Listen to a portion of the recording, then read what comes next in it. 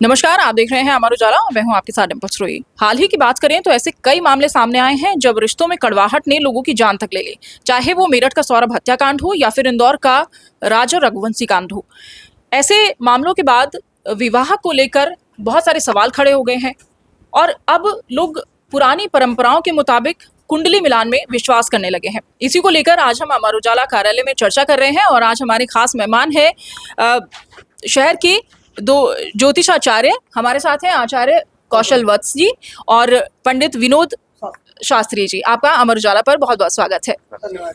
जैसे कि बात करें कि कुंडली मिलान, पहले अगर बात करें तो काफी समय से अक्सर देखने में आया है कि विवाह से पहले वर और वधू पक्ष दोनों की कुंडली मिलाई जाती है कि उनके स्वभाव का पता चल सके। इसके पीछे अगर हम बात करें तो क्या इन मामलों के बाद क्या कुछ ऐसे केसेस बड़े हैं कि लोग वापस से कुंडली मिलान की तरफ जाना शुरू हो गए हैं? देखिए, आजकल जो दो केस अभी हाल फिलहाल में हुए, एक हमारे मेरठ का हुआ, दूसरा इंदौर का हुआ, और भी खबरें तरह तरह के शहरों से आ रही हैं। तो इसका जो हमने निकाला रिजल्ट वो यही है कि जब भी दो परिवारों में विवाह संबंध स्थापित होते हैं तो वर और कन्या की कुंडली मिलान जो है वो शास्त्रीय तरीके से नहीं किया जा रहा है। कहीं ना कहीं पर कॉम्प्रोमाइज किया जा रहा है। कुंडली मिलान में जो अष्टकूट मिलान है, यानी कि 36 गुण मिलने चाहिए, उसमें कहीं ना कहीं कॉम्प्रोमाइज किया जा रहा है। जी। हम अधिकतर परिवारों को समझाते हैं कि कम से कम 25 गुण मिले तो उसके बाद आप आगे बढ़े विवाह के कार्य में। लेकिन 18 गुण मिलने पे या 20 गुण मिलने पे भी वो विवाह को संबंध स्थापित कर देते हैं और आगे तो फिर मजबूरी हो जाती है कि पंडित जी को तो अपना विवाह संपन्न कराना ही है। तो कहीं ना कहीं पे कुंडली को ठीक से ना दर्शाना और कुंडली का ठीक से विश्लेषण ना कराना या जो है ज्योतिषाचार्यों की बातों को ना मानना भी इसमें एक विशेष कारण है कि इस तरीके के जो केस है वो सामने आ रहे हैं, देखने को मिल रहे हैं। तो कहीं ना कहीं पे जो भी दर्शक है, हम तो यही कहना चाहेंगे कि एक तो आप अपना सही समय लेकर के जन्म की तारीख का, वर हो या कन्या हो, दोनों का अष्टकूट मिलान शास्त्रीय तरीके से और अच्छे ज्योतिषाचार्य से अष्टकूट मिलान, यानी कि जिसमें वर्ण, वैश्य, योनि, भकूट, नाड़ी सबके इसमें अंक निर्धारित हैं। 1 से लेकर के 36 तक अंक बनते हैं। तो 36 में से जब तक 25 मिनिमम अंक ना प्राप्त होते हों, 25 मिले, 27 मिले, 28 मिले, उसके बाद ही आप आगे बढ़े। और अष्टकूट मिलान के साथ भी परस्पर सप्तम भाव यानी कि ग्रह मिलान को भी आजकल नजरअंदाज किया जा रहा है। आजकल सॉफ्टवेयर आ गए हैं, कुंडली प्रो, एस्ट्रो प्रो। तो हम देख रहे हैं कि लोग खुद ही कुंडलियों को मिला लेते हैं। उसमें देखा कि 24 गुण आए या 28 गुण आए और अपने विवाह के कार्य को आगे कर लिया। पंडित जी को सीधा विवाह के फेरों के लिए न्योता दे दिया गया। लेकिन अष्टकूट मिलान से भी बात पूरी नहीं होती है। यहाँ पर कहीं ना कहीं पे सप्तम भाव का परस्पर मेल होना और ग्रहों का आपसी मेल होना, जब तक आप उसको नहीं देखेंगे, क्योंकि वो आपको कोई कुंडली का सॉफ्टवेयर, कोई एस्ट्रोसेज या कुंडली प्रो नहीं बताने वाला है। उसके लिए आपको ज्योतिष का अध्ययन करे हुए, ग्रहों का अध्ययन करे हुए किसी आचार्य पे या किसी शास्त्री के पास जाकर के आपको उसके बारे में पूछना पड़ेगा। तो जब तक आप सप्तम भावों के बारे में नहीं जानकारी पूरी प्राप्त करेंगे कि किस हिसाब से इन दोनों का वैवाहिक जीवन है, क्योंकि खाली विवाह का चलना एक जो है उचित नहीं है।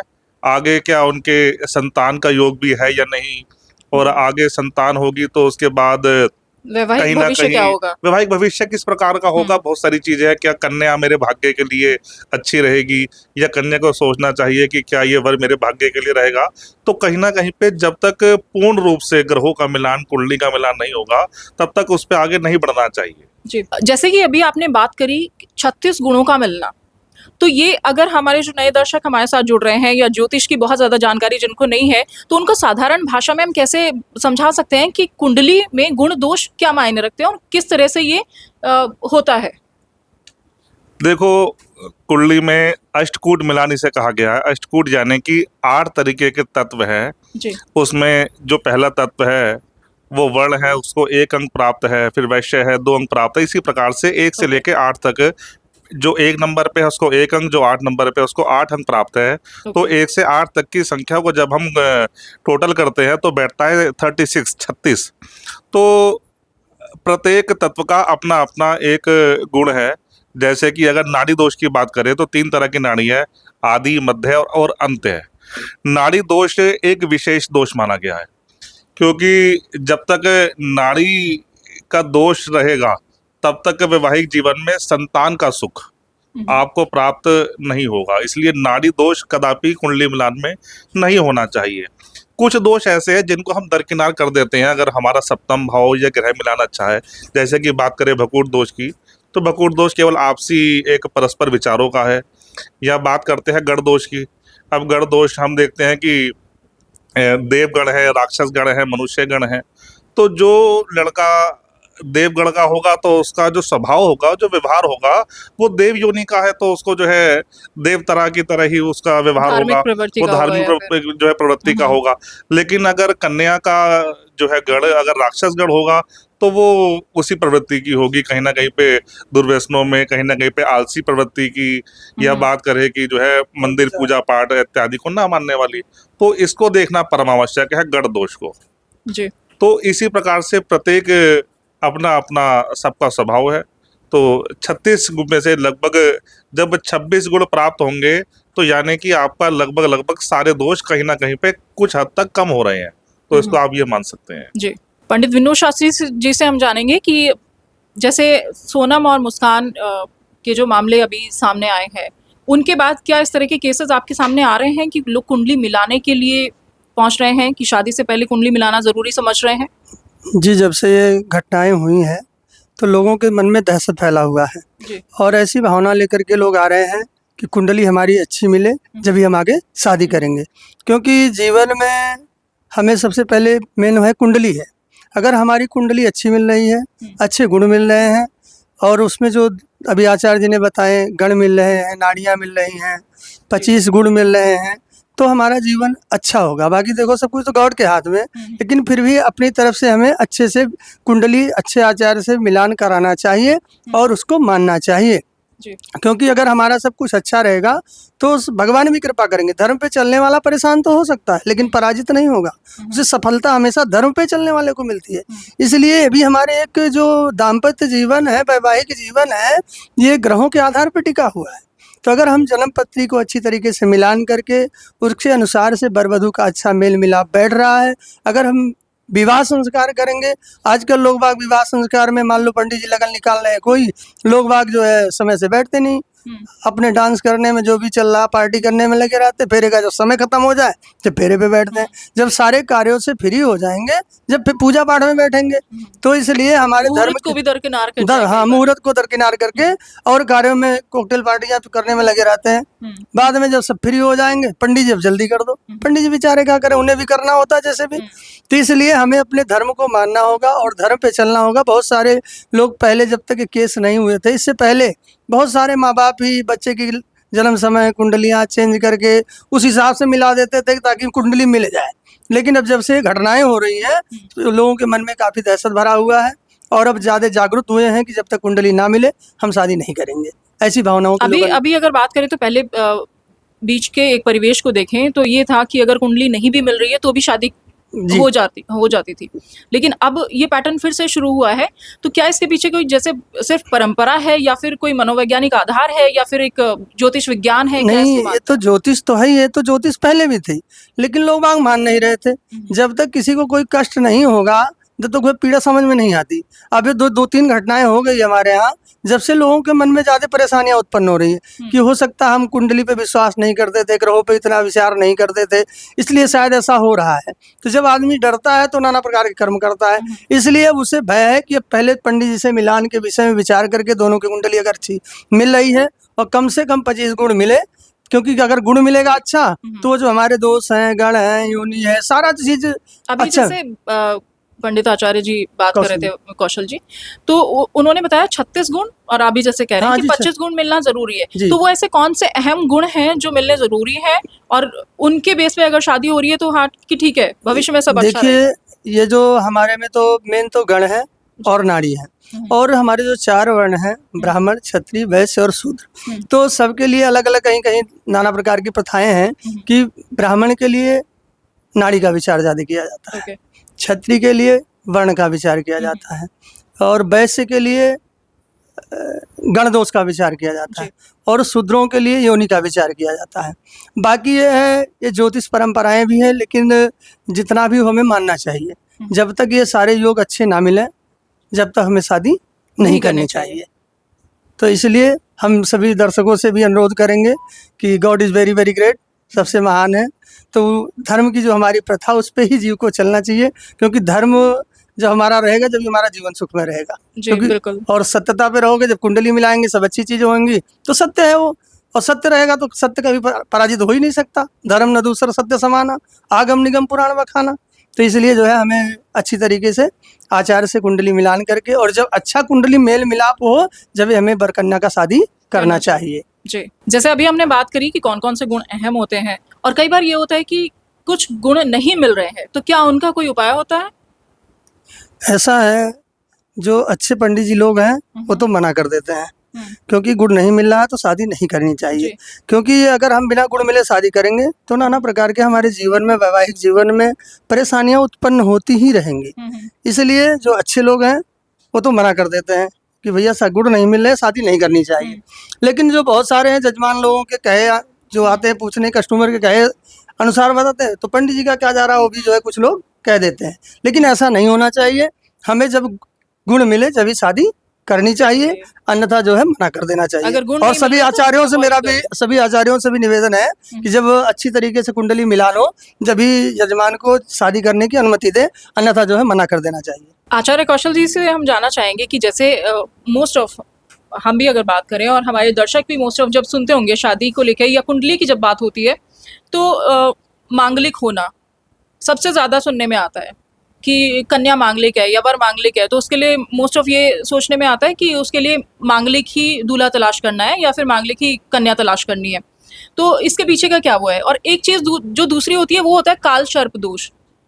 कुंडली में काल सर्प दोष क्या होता है, और ये मांगलिक होना, इसको आप कैसे देखते हैं, और इसका क्या दर्शकों को ध्यान रखने की जरूरत है?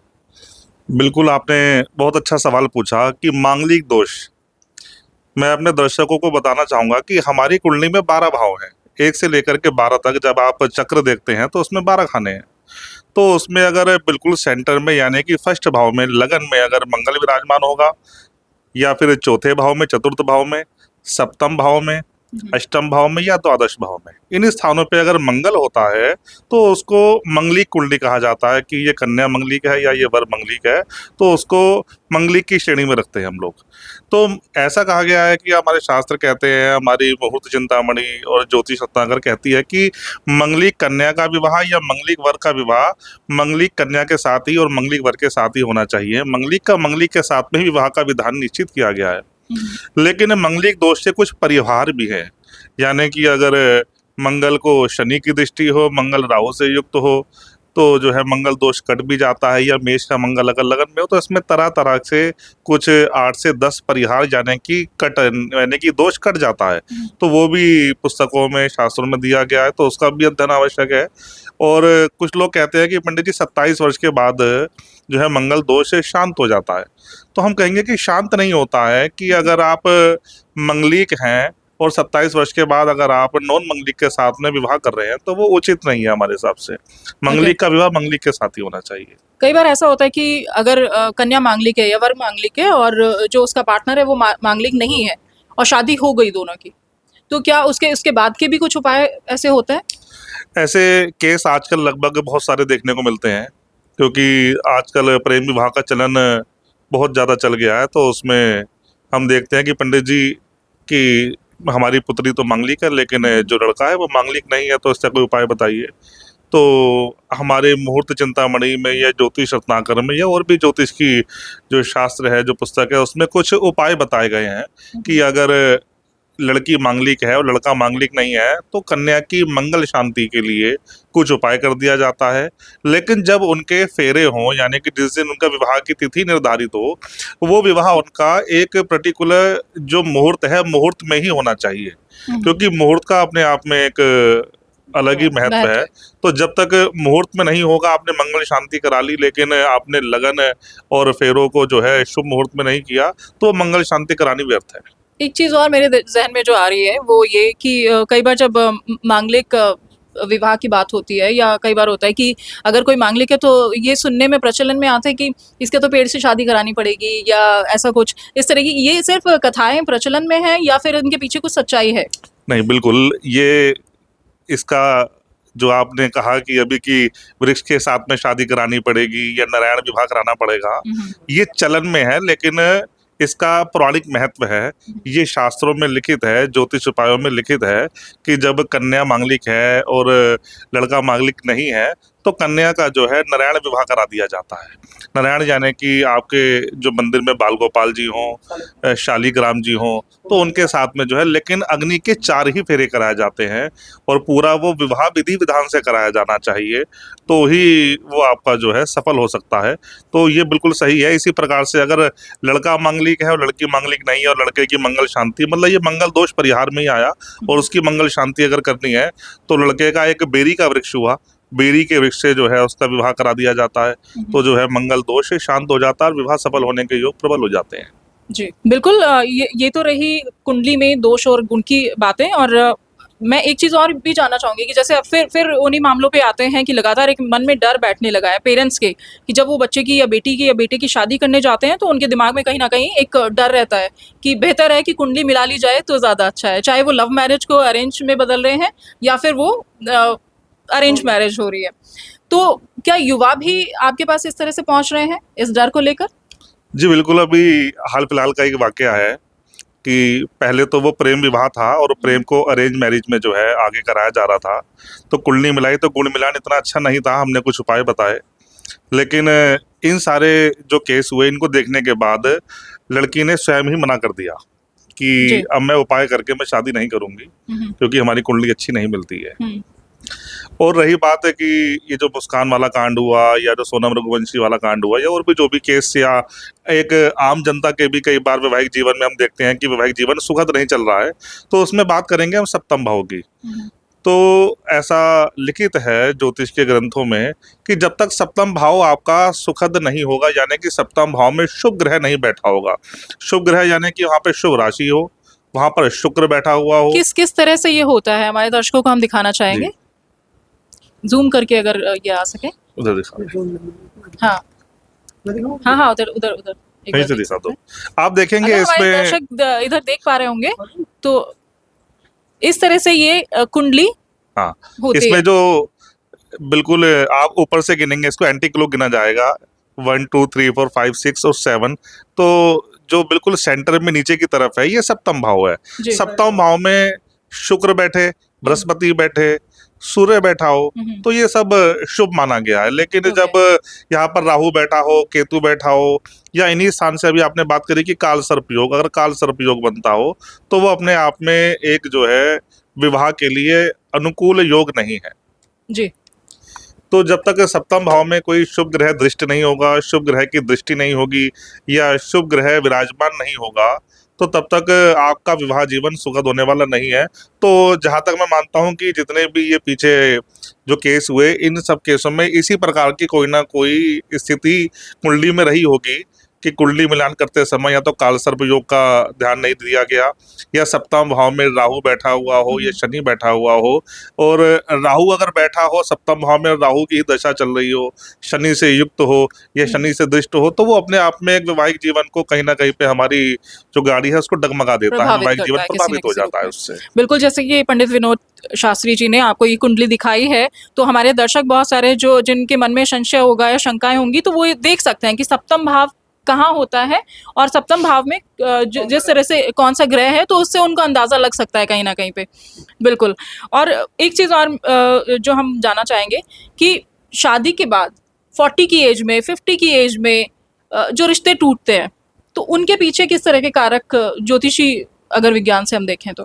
जी, इसके पीछे भी अगर हम देखें तो कहीं ना कहीं कुंडली का सप्तम भाव ही जो है वो मायने रखता है, क्योंकि सप्तम भाव में आप मान लीजिए कि जब विवाह हुआ तो राहु तो बैठा हुआ था, लेकिन उस समय राहु की दशा या महादशा या अंतर्दशा राहु की नहीं चल रही थी, तो राहु ने उस समय तो प्रभाव अपना नहीं दिखाया।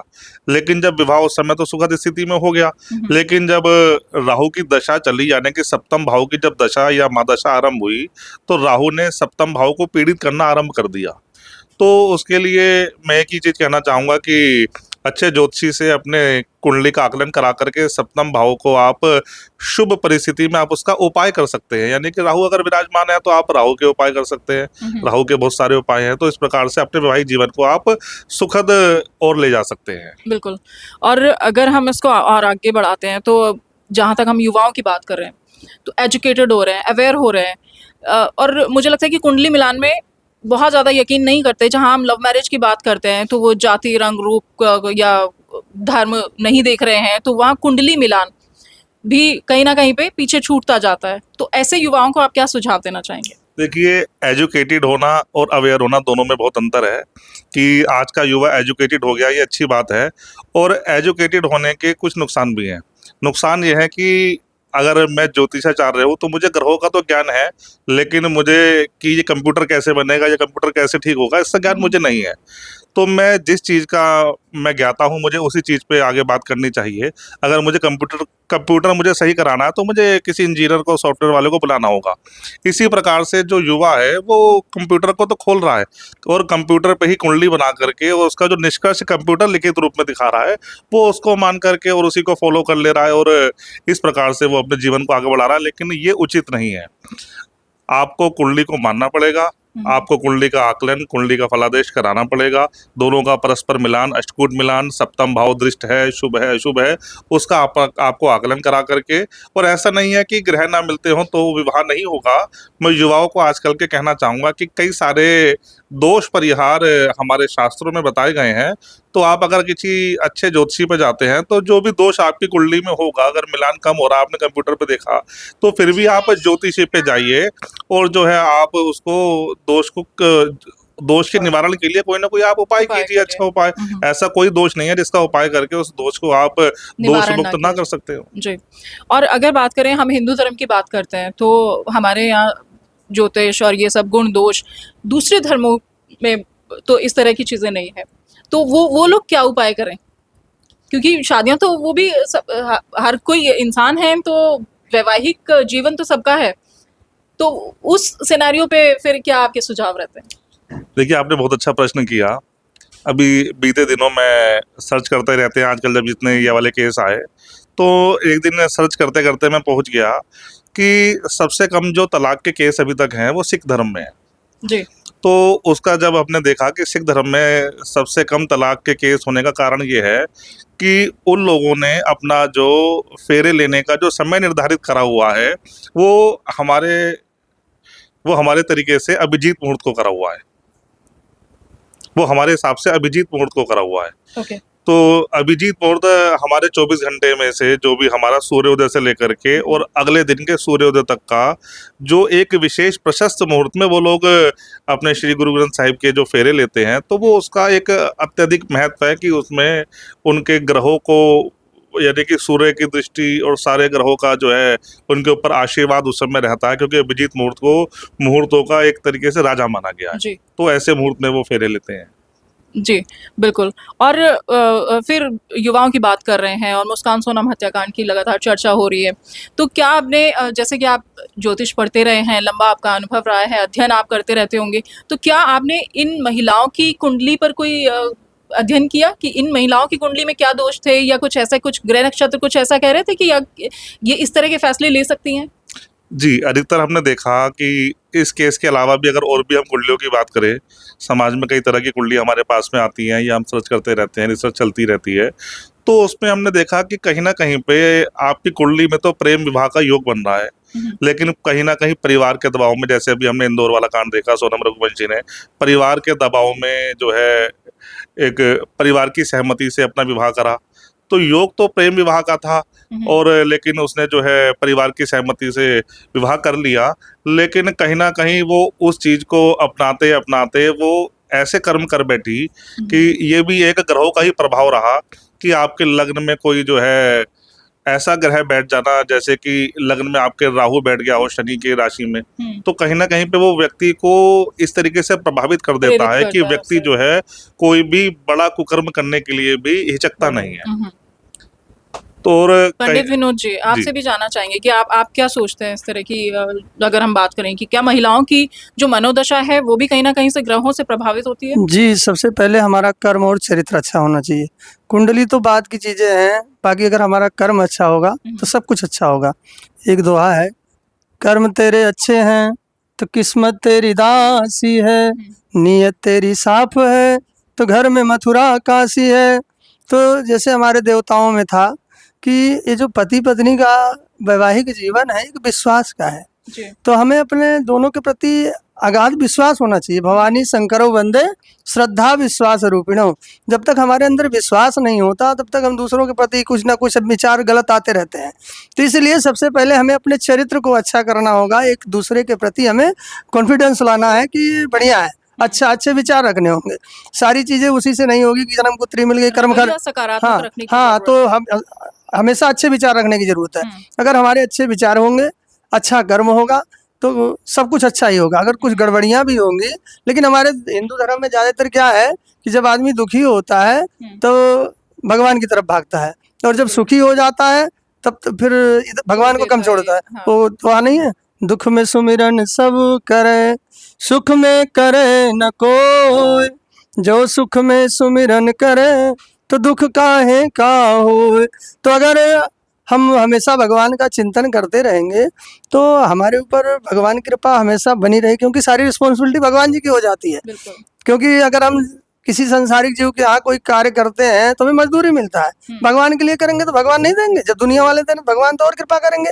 तो इसलिए हमें अपने चरित्र को और कर्म को सुधारना है, क्योंकि रामचरितमानस की चौपाई है, कर्म प्रधान विश्व करी राखा, और जो जस करही सो तस फल चाखा। तो हर एक पति को पत्नी का सम्मान करना चाहिए और पति को पत्नी का सम्मान करना चाहिए। अगर हम एक दूसरे के लिए अच्छा विचार रखेंगे, अच्छे भाव होंगे, तो हमारे जीवन में थोड़ी मोड़ी परेशानियां भी आएंगी, वो भी दूर हो जाएंगी। तो इसलिए समय को जो आचार्य जी भी बता रहे थे कि सप्तम भाव विशेष करके अच्छा होना चाहिए, क्योंकि काल सर्पयोग बनेगा तब भी जो है राहु केतु के अंदर सारे ग्रह आने से काल सर्पयोग बनता है, या वो सप्तम भाव में क्रूर ग्रह बैठ जाते हैं तब भी। तो इन चीज़ों का सबका उपाय है। कहते हैं हमारे शास्त्रों में 9 ग्रह हैं, तो 9 ग्रहों का अलग अलग उपाय है। पिता का सम्मान करोगे तो सूर्य अच्छा फल देगा, माता का सम्मान करोगे चंद्रमा अच्छा फल देगा, भाइयों में आपस में प्रेम हो, मित्रों के साथ गड़बड़ ना करें, किसी का हम धन छीन लें तो मंगल ग्रह अच्छा फल देगा। गरीब बच्चों का, बहन बेटी बुआ का सम्मान करोगे, रिस्पेक्ट करोगे तो बुध ग्रह अच्छा फल देगा। ब्राह्मणों का सम्मान करोगे, पत्नी अपने अपने पतियों का सम्मान करें तो बृहस्पति देव अच्छा फल देंगे। स्त्री जाति का सम्मान करोगे, गाय की सेवा करोगे, शुक्र ग्रह अच्छा फल देगा। शनिदेव जज हैं, यहाँ के जज पे तो रिश्वत चल जाती है, रिश्वत दे तो कुछ भी करा लो, वहाँ कोई रिश्वत नहीं चलेगी, वहाँ तुम्हारे कर्म जो होंगे वही चलेंगे। कर्म अच्छा होगा तो फल अच्छा होगा। तो शनिदेव जज हैं, तो गरीबों का सेवा सम्मान करने से शनिदेव प्रचलन होते हैं। और फिर राहु और केतु हैं, जलचर थलचर नभचर नाना, चाहे वो जल में रहने वाला जीव हो, पृथ्वी पर रहने वाला हो, आकाश में उड़ने वाला, जितने जीव जंतु हैं अगर हम इनकी सेवा करेंगे तो सारे ग्रह अपने आप ही अच्छा फल देंगे। भगवान किसी से नाराज नहीं होते, जिसके खराब होते हैं उसके ग्रह खराब होते हैं। भगवान ने ग्रहों को छोड़ रखा है कि जीव जैसा कर्म करे तुम अपने आप देख लो। तो कोई तन दुखी, कोई मन दुखी, कोई धन बिन राहत उदास, और थोड़े थोड़े सब दुखी, सुखी राम के दास। तो दुनिया में वही सुखी है, राम को आराम मिलेगा, खाने को पकवान मिलेगा, चलने को विमान मिलेगा, रहने को मकान मिलेगा, भगवान की कृपा है। तो भगवान का अगर हम भजन करेंगे तो जगत मजूरी देते हैं तो क्यों ना देंगे राम। तो भगवान भी हमारे ऊपर कृपा करेंगे, हमारा जीवन भी सुख में रहेगा, वैवाहिक जीवन भी सुख में रहेगा। लेकिन हमें अपने धर्म के प्रति, भगवान के प्रति प्रेम होना चाहिए। लेकिन दुनिया वालों की आदत क्या है कि जब थक जाते हैं हर जगह से तब भगवान की तरफ जाते हैं। अभी फेरों का भी पहले ही बताया कि जो है फेरों के और धर्मों में है, जैसे भी आचार्य जी ने बताया कि सिख वालों में इनका टाइम फिक्स है, कुछ भी हो फेरा हमें और उसी समय होगा उनका।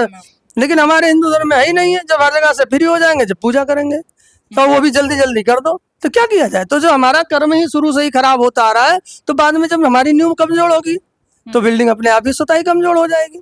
इसलिए हमें नींव को मजबूत करना है और अपने अच्छे विचार रखने होंगे, एक दूसरे प्रति सम्मान, क्योंकि जत्र नारंत पूजनते नवंते तत्र देवता। जहाँ स्त्रियों का सम्मान हो रहा है वहाँ सब कुछ अपने आप ठीक रहेगा। तो इसलिए हमारा ये परम कर्तव्य है, जितना भी हो सके हमें आपस में एक दूसरे के प्रति विश्वास रखना है और कुंडली का मिलान करके ये सारे कार्यों को संपन्न करना चाहिए। तो आपने सुना, सिर्फ प्यार या आकर्षण नहीं, कुंडली का मिलान करना भी विवाह से पूर्व बहुत जरूरी है। और इस खास चर्चा के लिए हमारे साथ मौजूद थे आचार्य कौशल वत्स जी और पंडित विनोद शास्त्री जी। आपका बहुत बहुत धन्यवाद यहाँ पधारने के लिए। फिर हाजिर होंगे नई चर्चा के साथ। नमस्कार। अगर आप ये वीडियो YouTube पर देख रहे हैं तो हमारे चैनल को सब्सक्राइब करें और बेल आइकन को दबाना ना भूलें। अगर आप Facebook पर ये वीडियो देख रहे हैं तो हमारे पेज को लाइक करें।